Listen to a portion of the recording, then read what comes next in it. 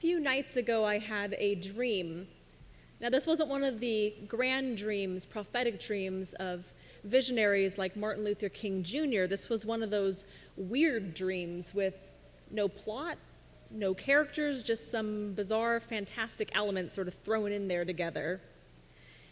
In this dream, I stood in my childhood ballet studio in Chandler, Arizona.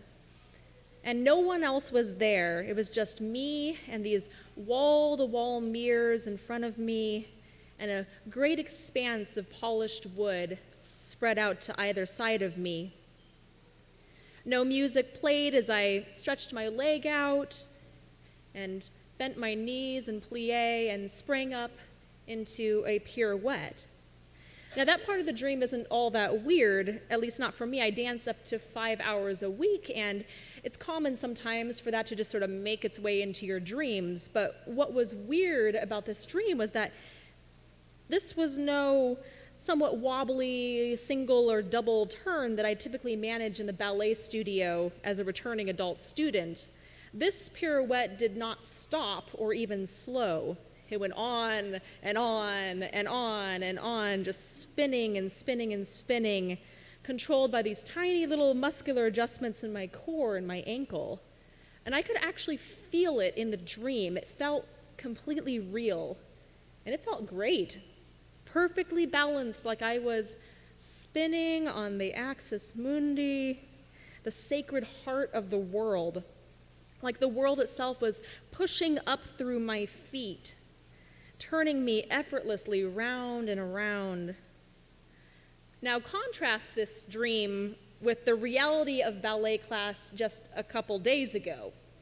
On that dance floor, the real floor, leather slippers squeak abominably with every single pivot, and the other dancers and I sort of lurch and wobble around in and out of single, maybe double if we're having a really good night, double spins. And that floor is not polished to perfection. It's kind of sticky. And dancing there doesn't feel like the earth itself is holding you nice and stable, gently turning you, allowing you to spin forever. That floor is real. That is the real ground beneath your feet, reality. Not some supernatural, impossible stage for fantastical feats, but the very natural, very real ground beneath our feet, the ground of our being. The ground beneath our feet may not permit us to spin forever, but it does shape every single beautiful thing that is possible in the real world, and every single thing that springs forth into existence. Nikki's forceful stomps and elegant spins during our prelude. The professional ballerina's high, high leaps. The tumble of children in the playground. The clasp of lovers' hands in the park. The dance of eyes over supper. The swaying of trees, the turning of the seasons, the dance of life. As Kim shared earlier, all the world's a stage. Some people call this stage God. But that word God can sometimes be confusing. For many people, especially those of us who grew up in other religious communities, perhaps more traditional religious communities, God is a being. And this morning I'm talking about something just a little bit different. Not a being, but the ground of all being. Some use other names: ultimate reality, Gaia, the universe, source of all, like we sang in the hymn earlier. Like the God discovered by the little girl in our story for all ages today, the ground of being holds us. Its very existence and its very nature shapes the existence and the nature of all things in the universe. When I imagine what the ground of being is like, this world stage where the dance of life unfolds, sometimes I imagine soil. rich black soil like silt washing up along a primordial river containing pure potential, the potential for all things that could come into being. Dark, damp soil cradling mysterious seeds that may one day spring into countless forms, some of them known, some of them unknown, perhaps some never to be seen. And nourishing soil giving rise to all that is, like the earth beneath our feet gives rise to tiny seedlings and great oaks. Now, I throw all these images at you because the images that we have for the divine matter. When I served a few years back as a chaplain intern in a hospital in Phoenix, Arizona, one of the things that they taught us in our How to Be a Minister classes was how to talk to people about the image of God that they personally held. We all have images of God in our minds, even if we don't believe in God. A wise man with a long beard, keeping watch from the sky, a loving mother or father, a bountiful, generous earth, a vast web of energy. There are so many possible images for the divine, far, far too many for us to name even a fraction of the ones that are here, probably in this very room. It matters what image of the divine you hold. In the hospital, a patient who believes in an angry, punishing God might suffer even more than just the wounds of the body, but also from the spiritual wound of believing that God inflicted suffering on them as a punishment for some misdeed, as though a loving parent would ever inflict cancer on a child for doing something wrong. On the other hand, though, a person who believes that God is love and is here for us and all the people around us who care for us, that person might receive this image of God as a source of strength and healing and have a very, very different experience of the exact same injury or illness as the person with the other image of God. And when I was preparing to become a Unitarian Universalist minister and inflict these sermons on you, I was asked many times about my theology, about my own thinking about the divine. What kind of images of God did I have floating around up in my head?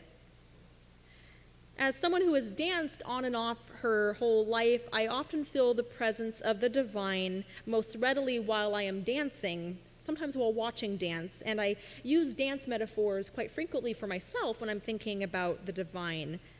And I have, at the same time, often joked, and it hasn't grown old for me yet, so you get to hear it again, that I am in some ways a Unitarian Universalist Trinitarian, only mine is a God of three parts instead of three persons. So instead of God the Father or God the Parent, there is God the ground of all being, God as world stage that holds all that is, was, and ever can be, and gives rise to everything that exists. Instead of God the Son or God the Child, there is God as being, God as manifest in countless forms, the dancers performing on this great cosmic stage, from proton to person to planet. And instead of God the Holy Spirit or God as helper, there is God as becoming, God as the dynamic, constantly changing dance in which we all partake on the world stage. Now, these last two are for later sermons. Literally, these are next week and the week after that, so do come back. Now, you've heard me use the term ground of being a few times this morning, and as much as I'd like to claim that phrase as my own, I borrowed it from the Lutheran existential philosopher and theologian Paul Tillich. Tillich understood God not as a being, but as the source or the power of being itself. And in that sense, and this is kind of a weird thing to think about, God doesn't actually exist, at least not as something or someone. God is not manifest in the world. Instead, God is a principle operating on the universe, the very principle that permits the universe to exist at all as an option to the alternative of non-being.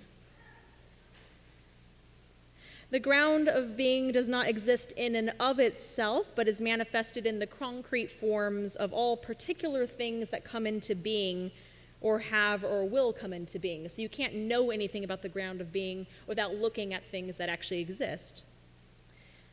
Personally, I find all that pretty abstract and boring. As I said, I feel the presence of the divine most readily when I dance, and theology, I think, doesn't have to be purely intellectual. I think it can be and should be embodied as well, something that we explore with our bodies and our senses as we move through the world and encounter the divine. The ground of being is right here under our feet, waiting to be discovered as we move across it.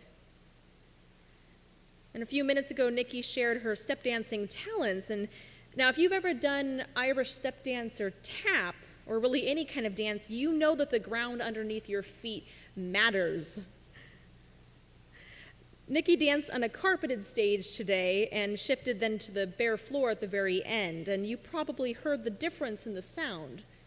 Slightly muffled up here on the carpet, much sharper and more distinct there on the hard floor. Dancers perform on all kinds of stages. When I used to do Irish step dance, nowhere at the level of Nikki, I danced with a troupe that performed in the Arizona Renaissance Festival. And we danced on wooden stages that were essentially pieces of really rough plywood, sort of stuck together, a little bit of sticky paint on top of them. And we were very careful about how we danced on the edge of those stages because the nails still sort of stuck up. And we were wearing very soft leather shoes. That was never good. When my sister used to do acro, she danced and tumbled on mats instead that were spread across the stage. When I was a teenager and my ballet studio performed the Nutcracker, we rolled out a vinyl Marley floor, which provided a smooth, non-slip stage surface. And now that I've started ice skating, I'm finding that once more the ground beneath your feet matters, and I have the bruises to prove that dancing on ice is very different than dancing on slip-resistant vinyl. The ground beneath our feet shapes what kind of dancing is possible. Nikki would probably have preferred to do her whole dance on the hard floor in front of the pulpit, even if it would have been harder perhaps to see her if she wasn't raised up like that. Our cork floor probably disagreed. But Nikki probably doesn't want to do a slip jig on a frozen pond. She's shaking her head no, she'd not like to do that. All that jumping on ice would quickly become hazardous to her health, and that's without essentially strapping knives to her shoes and venturing out on slick ice. The ice is a cold and unforgiving God.